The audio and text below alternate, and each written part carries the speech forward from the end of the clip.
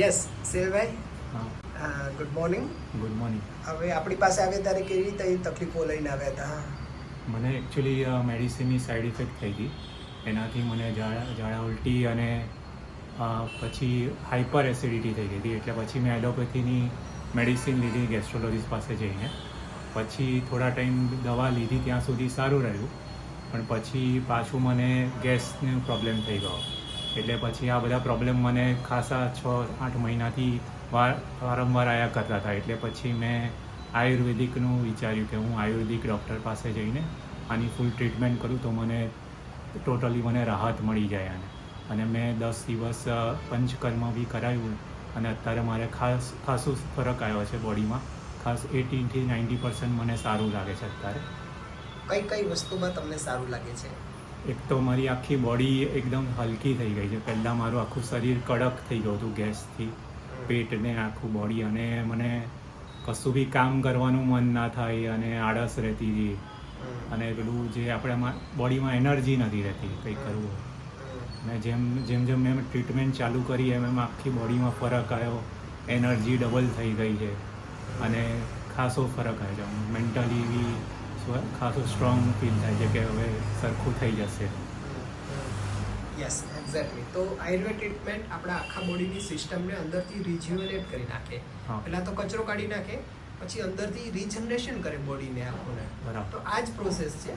એટલે આપણે જ્યારે બહુ તકલીફો હોય ત્યારે એલોપેથીની એન્ટાસિડ્સ ને એસિડિટીની દવાને એમ લોકો લઈ લેતા હોય છે, બરાબર છે. પણ ટેમ્પરરી એને એ વસ્તુ બેસાડી દે, પણ કાયમ માટેની હેબિટ હંમેશા શરીર માટે નુકસાનકારક હા, છે. એ ખાસું મને નુકસાન થયું એનાથી.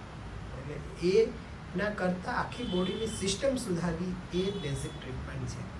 અને અમે બધાને એક જ સલાહ આપીએ, થોડી ઘણી તકલીફો હોય તો ઠીક છે, પણ જ્યારે તમે વારે ઘડી આ બધી વસ્તુની જરૂર હોય ત્યારે આયુર્વેદની પંચકર્મ ટ્રીટમેન્ટ વ્યવસ્થિત રીતે ફોલો કરો. ડાયટ બધી ઇન્સ્ટ્રક્શન વ્યવસ્થિત ફોલો કરો. આખું બોડી અંદરથી ક્લીન થાય, આખી બોડી અંદરથી રિજ્યુનેટ થઈ જાય અને નવી બને એ બોડી.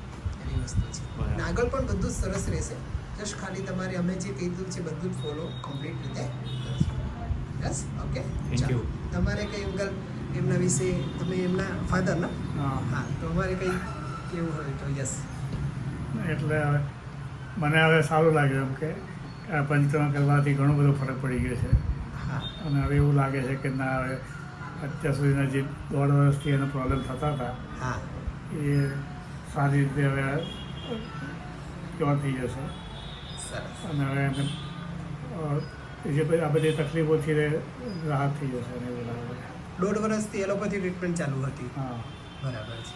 પણ આ ટ્રીટમેન્ટથી આપણને શું છે કે 80-90% 10 દિવસમાં સારું લાગે સારું છે. થઈ ગયું. એટલે પહેલો પોઈન્ટ તો એ કે આયુર્વેદથી મોડું મટે, વાર લાગે, તો એ વસ્તુ ભ્રમ તૂટે છે. કેમ કે 10 દિવસમાં વિચાર કરો, જે 1.5 વર્ષમાં આપણને પરિણામ ન પ્રાપ્ત થયું, તકલીફો પણ વધી, આ બધી વસ્તુ થઈ, એની સાથે આયુર્વેદથી 10 દિવસમાં 80-90% પરિણામ મળ્યું, તો લોકોનો જે ભ્રમ હોય છે કે ભાઈ આયુર્વેદથી મોડું મટે, હા, બધા મોટા ભાગે એવું કહે છે. બરાબર છે. તો એ તો બહુ લોભ ચાલશે દવાઓ અને ક્યારે થશે એવું. એટલે જ્યારે વ્યવસ્થિત રીતે ડાયગ્નોસિસ થાય અને એ પ્રમાણે પરફેક્ટ ટ્રીટમેન્ટ થાય તો રિઝલ્ટ પણ એટલું જ ઝડપથી મળતું હોય છે. અને આગળ પણ આખું શરીર સારું રહેશે. બસ જસ્ટ અમે જે કહીએ બધું કમ્પ્લીટ ફોલો કરો. ઓકે, ચાલો. ખાસ તમારા બંનેનો એટલા માટે આભાર કે આવી પરિસ્થિતિમાં આયુર્વેદ ઉપર વિશ્વાસ મૂકવો ને એ સૌથી મોટું પહેલું પગથિયું હોય છે. બરાબર છે. ત્યાંથી જ કામ ચાલુ થાય. હા. બરાબર છે. ચાલો, અગેન સેલભાઈ, થેન્ક યુ.